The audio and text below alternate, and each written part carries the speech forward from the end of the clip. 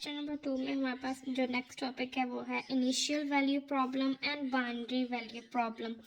यहाँ पर ये डिफरेंशियल इक्वेशन है, ये भी डिफरेंशियल इक्वेशन है, ये भी और ये भी। यहाँ पर 4 डिफरेंशियल इक्वेशंस ली हुई हैं। अब मैं आपको ये समझाती हूँ कि इनिशियल वैल्यू प्रॉब्लम क्या है और बाउंड्री वैल्यू प्रॉब्लम क्या है। तो ये देखिए, हमारे पास एक यहाँ पर कंडीशन दी गई है। This is condition. हमारे पास यहाँ पर एक कंडीशन दी गई है, अगर उसकी ये वाली और ये वाली वैल्यू सेम होगी तो ये हमारे पास होगी इनिशियल वैल्यू प्रॉब्लम। क्योंकि ये वेरी नहीं कर रही, ये चेंज नहीं कर रही, तो ये हमारे पास इनिशियल वैल्यू प्रॉब्लम होगी। सेम लाइक यहाँ पर भी ये एक था, ये एक हमारा था जिसकी कंडीशन थी ये, और इसकी ये दो वैल्यूज देखें सेम है, इधर भी पाई है इधर भी पाई है, तो इट मीन्स कि ये भी क्या है, इनिशियल वैल्यू प्रॉब्लम। अगर यहाँ पर 0 है तो यहाँ पर भी 0 होना चाहिए, यहाँ पे 0, यहाँ पर 1 नहीं होना चाहिए। अगर यहाँ 1 है तो यहाँ पर भी 1 होगा, 2 है तो 2 होगा। उसके बाद अगर हम ये देख लेते हैं बाउंड्री वैल्यू प्रॉब्लम, तो उसके अंदर जो ये डिफरेंशियल इक्वेशन की कंडीशन दी है वो है ये। अब ये देखें कि इन दोनों की वैल्यू सेम नहीं है, इसकी 0 है और इसकी π/8 है। अब ये क्या है, ये है बाउंड्री वैल्यू प्रॉब्लम, जिनकी जो वैल्यू है वह वेरी कर रही है, वो सेम नहीं है।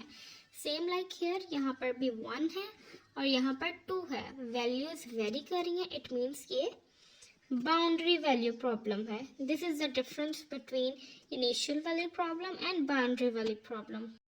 हमारे पास जो नेक्स्ट टॉपिक है वो है explicit solution and implicit solution. अब एक्सप्लिसिट सॉल्यूशन में ये टर्म बनती है हमारे पास y is equal to f of x, इस तरह लिख सकते हैं। और जो इम्प्लिसिट सॉल्यूशन है इसके अंदर दो आ सकते हैं, मीन्स x एंड y, दो सॉल्यूशन आ सकते हैं। यहाँ पर हमने लिया f of x and y is equal to 0। आप इस तरह भी ध्यान रख सकते हैं, अगर y इज इक्वल टू या फिर x इज इक्वल टू इस तरह आएंगे वैल्यू तो हमारे पास एक्सप्लिसिट सोल्यूशन होगी, और अगर इक्वल के साइड पे 0 आ जाएगा तो हमारे पास इम्प्लिसिट सोल्यूशन हो जाएगी। ये हमारे पास एक इक्वेशन है, हम इसको सॉल्व करते हैं और इसके एक्सप्लिसिट और इम्प्लिसिट फॉर्म बनाते हैं। सबसे पहले हम किस तरह लिखेंगे इसको, D Y over D X की फॉर्म में equal to minus X over Y आ गया हमारे पास।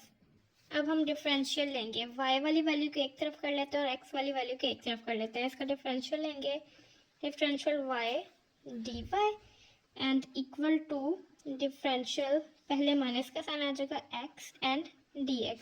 जब हम इसका डिफरेंशियल लेंगे तो हमारे पास क्या आएगा, y 1 + 1 ओवर 1 + 1। जब पावर होती है वो ऐड हो जाती है, यहाँ पर पावर 1 थी इसलिए 1 + 1 ओवर 1 + 1, और डिफरेंशियल का साइन मिट गया क्योंकि यहाँ पर हमने डिफरेंशियल कर ले लिया यहाँ पर, ठीक है।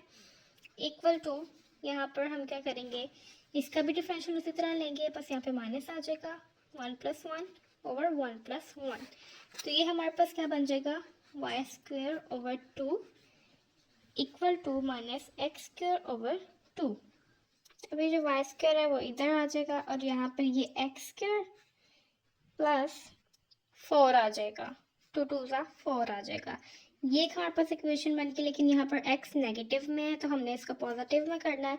y² प्लस x² हो जाएगा हमारे पास, इज इक्वल टू 4 वहीं पर रहेगा ना। सबसे पहले एक्सप्लिसिट फॉर्म बनाने के लिए हमें पता है कि हमें इक्वल की साइड पर 0 चाहिए, तो हम 4 को भी यहीं ले आएंगे। y² plus x² minus 4 is equal to 0। ये हमारे पास बन गई है एक्सप्लिसिट फॉर्म।